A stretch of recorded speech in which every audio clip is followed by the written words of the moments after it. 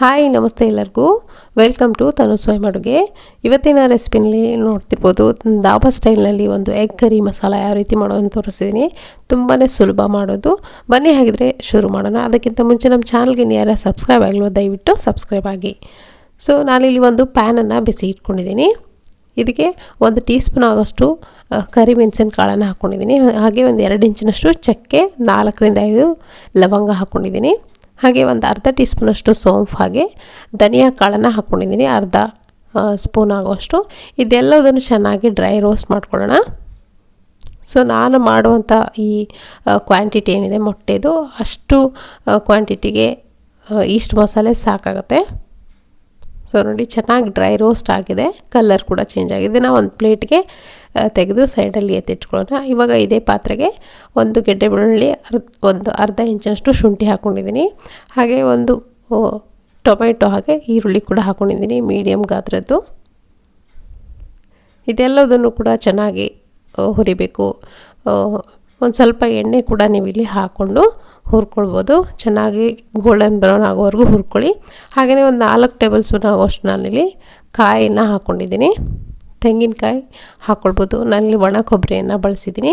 ಒಂದು 4 ಗೋಡಂಬಿ ಹಾಕ್ಕೊಂಡಿದ್ದೀನಿ. ಇದು ಆಪ್ಷನಲ್ಲು ಇದ್ದರೆ ಹಾಕ್ಕೊಳ್ಳಿ. ಹಾಗೆ ಪುದೀನ ಸೊಪ್ಪು ಕೂಡ ಹಾಕ್ಕೊಂಡಿದ್ದೀನಿ. ಪುದೀನ ಸೊಪ್ಪು ಕೂಡ ಆಪ್ಷನಲ್ಲು ಇದ್ದರೆ ಹಾಕ್ಕೊಳ್ಳಿ, ತುಂಬ ಚೆನ್ನಾಗಿ ಬರುತ್ತೆ ಟೇಸ್ಟು. ಸೊ ನೋಡಿ ಚೆನ್ನಾಗಿ ಫ್ರೈ ಆದಮೇಲೆ ಇದನ್ನು ಕೂಡ ಅದೇ ಪ್ಲೇಟಿಗೆ ನಾನಿಲ್ಲಿ ತೆಗಿತಾ ಇದ್ದೀನಿ. ತುಂಬಾ ಟೇಸ್ಟಿಯಾಗಿ ಆಗುತ್ತೆ. ಈ ಮಸಾಲೆ ಏನಿದೆ ಇದ್ರದ್ದು ಅಥೆಂಟಿಕ್ ಟೇಸ್ಟ್ ಕೊಡುತ್ತೆ. ಒಂದು ಧಾಬಾ ಸ್ಟೈಲಲ್ಲೇ ಇದೇ ಥರ ಮಾಡೋದು. ಇದನ್ನು ನೋಡಿ ಒಂದು ಪೂರ್ತಿ ತಣ್ಣಗಾದ್ಮೇಲೆ ಒಂದು ಮಿಕ್ಸರ್ ಜಾರ್ಗೆ ಹಾಕ್ಕೊಂಡು ನುಣ್ಣಗೆ ರುಬ್ಕೊಳ್ತೀನಿ. ಸೊ ಯಾರು ಬೇಕಿದ್ದರೂ ನೀವು ಇದನ್ನು ಮಾಡ್ಕೊಳ್ಬೋದು. ಬ್ಯಾಚುಲರ್ಸ್ ಕೂಡ ಬೇಕಿದ್ದರೂ ಇದನ್ನು ದಿಢೀರಾಗಿ ಮಾಡ್ಕೊಳ್ಬೋದು. ನೋಡಿ ಈ ಥರ ರುಬ್ಕೊಂಡು ಇದನ್ನು ಸೈಡಲ್ಲಿ ಎತ್ತಿಟ್ಕೊಳ್ತೀನಿ. ಇವಾಗ ನೋಡಿ 4 ಮೊಟ್ಟೆಯನ್ನು ನಾನಿಲ್ಲಿ ಬೇಯಿಸ್ಕೊಂಡು ಸಿಪ್ಪೆ ತೆಗೆದು ರೆಡಿ ಮಾಡಿ ಇಟ್ಕೊಂಡಿದ್ದೀನಿ. ಇದನ್ನು ನಾನಿಲ್ಲಿ ಈ ಥರ ಕಟ್ ಮಾಡ್ಕೊಳ್ತಾ ಇದ್ದೀನಿ. ನಿಮಗೆ ಈ ಥರ ಕಟ್ ಮಾಡೋಕ್ಕೆ ಇಷ್ಟ ಇಲ್ಲ ಅನ್ನೋದಾದರೆ ಅದನ್ನು ಸ್ಕಿಪ್ ಮಾಡ್ಬೋದು. ಈ ಥರ ಕಟ್ ಮಾಡೋದ್ರಿಂದ ಮಸಾಲೆ ಏನು ಹಾಕಿರ್ತೀವಿ ಅದು ಮೊಟ್ಟೆಗೆ ಚೆನ್ನಾಗಿ ಹೊಂದ್ಕೊಳ್ಳುತ್ತೆ. ಇದನ್ನು ಕೂಡ ಸೈಡಲ್ಲಿ ಎತ್ತಿಟ್ಕೊಂಡು ಇವಾಗ ಒಂದು ಬೇರೆ ಪಾತ್ರೆಗೆ ನಾನಲ್ಲಿ 1 ಸ್ಪೂನ್ ಆಗೋಷ್ಟು ಎಣ್ಣೆನ ಹಾಕ್ಕೊಂಡಿದ್ದೀನಿ.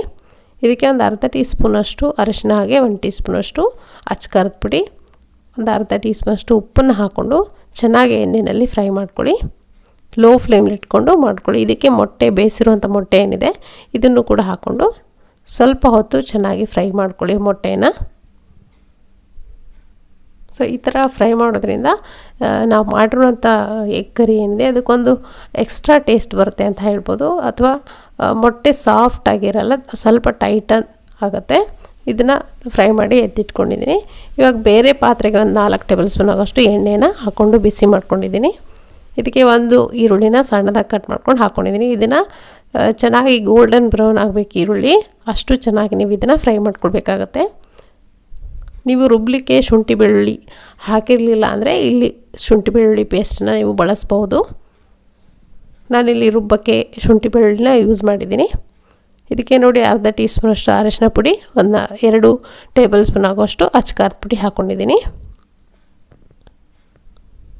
ಸೊ ಅಚ್ಚಕಾರದ ಪುಡಿ ಈ ಟೈಮಲ್ಲಿ ಹಾಕೋದ್ರಿಂದ ಸಾಂಬಾರು ಒಂದು ಒಳ್ಳೆ ಟೇಸ್ಟ್ ಬರುತ್ತೆ ಅಂತ ಹೇಳ್ಬೋದು. 1 ಟೀ ಸ್ಪೂನಷ್ಟು ಧನಿಯಾ ಪೌಡ್ರ್, ಹಾಗೆ 1 ಟೀ ಸ್ಪೂನಷ್ಟು ಜೀರಿಗೆ ಪೌಡ್ರ್ ಹಾಕ್ಕೊಂಡಿದ್ದೀನಿ. 1 ಸ್ಪೂನ್ ಆಗೋಷ್ಟು ಗರಂ ಮಸಾಲ ಹಾಕ್ಕೊಂಡಿದ್ದೀನಿ. ನೀವು ಗರಂ ಮಸಾಲ ಬದಲಿಗೆ ಚಿಕನ್ ಮಸಾಲ ಅಥವಾ ಎಗ್ ಮಸಾಲ ಅಂತ ಏನು ಸಿಗುತ್ತೆ ಮಾರ್ಕೆಟ್ನಲ್ಲಿ ಅದನ್ನು ಕೂಡ ಹಾಕ್ಕೊಳ್ಬೋದು. ಟೇಸ್ಟು ಚೆನ್ನಾಗಿ ಬರುತ್ತೆ. ಸೊ ನೋಡಿ ಇವಾಗ ಇದಕ್ಕೆ ರುಬ್ಕೊಂಡು ಇಟ್ಕೊಂಡಂಥ ಮಸಾಲೆ ಏನಿದೆ ಅದನ್ನು ಕೂಡ ಹಾಕ್ಕೊಂಡು ಚೆನ್ನಾಗಿ ಮಿಕ್ಸ್ ಮಾಡ್ಕೊಳ್ಳಿ. ಮಸಾಲೆ ಏನಿದೆ ಸ್ವಲ್ಪ 1 ನಿಮಿಷ ಚೆನ್ನಾಗಿ ಈ ಥರ ಹುರ್ಕೊಳ್ಳಿ. ಲೋ ಫ್ಲೇಮ್ಲಿ ಇಟ್ಕೊಂಡು ಈ ಥರ ಹುರಿಯೋದ್ರಿಂದ ಗ್ರೇವಿಗೆ ಒಂದು ಒಳ್ಳೆ ಟೇಸ್ಟ್ ಬರುತ್ತೆ. ಸೊ ಚೆನ್ನಾಗಿ ಹುರ್ಕೊಂಡಾದಮೇಲೆ ನೋಡಿ ನಾನಿಲ್ಲಿ ಮಿಕ್ಸರ್ ಜಾರ್ಗೆ ನೀರು ಹಾಕ್ಕೊಂಡು ಒಂದು 2 ಗ್ಲಾಸಷ್ಟು ನೀರನ್ನು ಹಾಕ್ಕೊಂಡಿದ್ದೀನಿ. ಸೊ ಕ್ಲೀನಾಗಿ ಮಿಕ್ಸ್ ಮಾಡ್ಕೊಳ್ಳಿ. ಸೊ ಈ ಟೈಮಲ್ಲಿ ಉಪ್ಪು ಖಾರ ನೀವು ಚೆಕ್ ಮಾಡಿಕೊಂಡು ಮತ್ತೆ ಸೇರಿಸ್ಕೊಳ್ಬೋದು. ನಾನಲ್ಲಿ ಒಂದು ಹಸಿಮೆಣಸಿನ್ಕಾಯಿ ಕೂಡ ಕಟ್ ಮಾಡ್ಕೊಂಡು ಹಾಕ್ಕೊಂಡಿದ್ದೀನಿ. ರುಚಿಗೆ ಎಷ್ಟು ಬೇಕಷ್ಟು ನೋಡಿಕೊಂಡು ಉಪ್ಪನ್ನು ಕೂಡ ಇದೇ ಟೈಮ್ನಲ್ಲಿ ಸೇರಿಸ್ಕೊಳ್ತಿದ್ದೀನಿ. ಸೊ ನೋಡಿ ಈ ಥರ ಇಷ್ಟು ಗಟ್ಟಿ ಇದ್ದರೆ ಸಾಕು ಗ್ರೇವಿ. ನಿಮ್ಗೆ ಇನ್ನೂ ತೆಳುವಾಗಬೇಕಾದ್ರೆ ತೆಳುವಾಗಿ ಮಾಡ್ಕೊಳ್ಬೋದು. ಮುಚ್ಚಿ ಒಂದು 2 ನಿಮಿಷ ಬಿಟ್ಟರೆ ನೋಡಿ ಚೆನ್ನಾಗಿ ಕುದೀತಾ ಇದೆ. ಒಂದು 2 ರಿಂದ 3 ನಿಮಿಷದಿಂದ.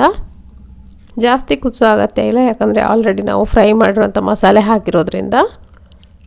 ಒಂದು 2 ರಿಂದ 3 ನಿಮಿಷ 5 ನಿಮಿಷದವರೆಗೂ ಕುದಿಸ್ಕೊಳ್ಬೋದು. ಮೇಲ್ಗಡೆ ಎಲ್ಲ ಎಣ್ಣೆ ಬಿಟ್ಟಿದೆ ಅಂದರೆ ಚೆನ್ನಾಗಿ ಫ್ರೈ ಆಗಿದೆ ಮಸಾಲೆ ಅಂತ.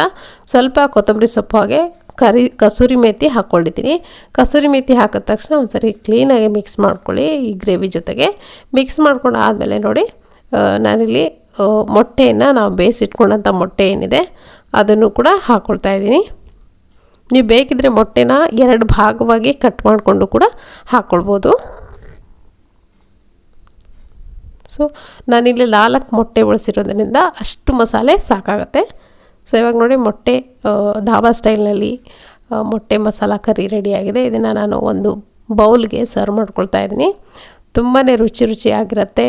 ಪರೋಟ ಅಥವಾ ನಾನ್ ಜೊತೆಗೆ ತುಂಬ ಟೇಸ್ಟಿಯಾಗಿರುತ್ತೆ. ಚಪಾತಿ ರೊಟ್ಟಿ ಜೊತೆ ಕೂಡ ಇದು ಒಂದು ಒಳ್ಳೆ ಕಾಂಬಿನೇಷನ್ ಅಂತ ಹೇಳ್ಬೋದು. ಸೊ ನೋಡಿದ್ರೆ ಸಿಂಪಲ್ಲಾಗಿ ಎಗ್ ಕರಿ ಮಸಾಲ ಧಾಬಾ ಸ್ಟೈಲ್ನಲ್ಲಿ ಯಾವ ರೀತಿ ಮಾಡೋದು ಅಂತ. ಖಂಡಿತ ಇದು ನಿಮಗೆ ಇಷ್ಟ ಆಗಿದೆ ಅಂದ್ಕೊಳ್ತೀನಿ. ಇಷ್ಟ ಆಗಿದ್ರೆ ಒಂದು ಲೈಕ್ ಒತ್ತಿ ವಿಡಿಯೋಗೆ. ಹಾಗೆ ನಮ್ಮ ಚಾನಲ್ಗೆ ಇನ್ನು ಯಾರ್ಯಾರು ಸಬ್ಸ್ಕ್ರೈಬ್ ಆಗಿಲ್ವೋ ದಯವಿಟ್ಟು ಸಬ್ಸ್ಕ್ರೈಬ್ ಆಗಿ. ಹಾಗೆ ಪಕ್ಕದಲ್ಲಿ ಬರೋ ಬೆಲ್ ಬಟನ್ ಕೂಡ ಪ್ರೆಸ್ ಮಾಡಿ. Thank you.